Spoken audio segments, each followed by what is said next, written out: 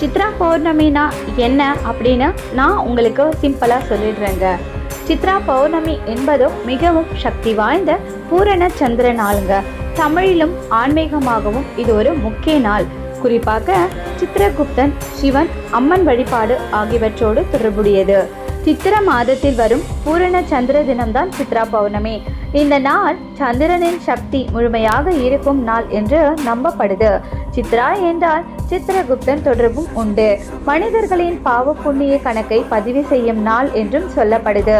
ஆன்மீக முக்கியத்துவம் பார்த்தீங்கன்னா சித்ரா பௌர்ணமியில் தான் சித்திரகுப்தன் வழிபாடு செய்வாங்க. நம் வாழ்க்கையில் நல்லது கெட்டது எல்லாம் பதிவு செய்யும் தெய்வம் தான். இந்த நாளில் அவரை நினைத்து தவறு மன்னிப்பு கேட்பது ரொம்ப முக்கியம். பௌர்ணமி தொடங்கும் நேரம் பார்த்தீங்கன்னா ஏப்ரல் 30 இரவு 9:51 முதல் மே 1 இரவு 11:07 வரை. அனைவருக்கும் சிவனோட அருள் பரிபூரணமாக கிடைக்கட்டும். இந்த பதிவு பிடிச்சிருந்ததுன்னா ஒரு லைக் கொடுத்துடுங்க. சேனலையும் மறக்காமல் சப்ஸ்கிரைப் பண்ணிடுங்க. இறைவனுக்கும் பிரபஞ்சத்துக்கும் நன்றி.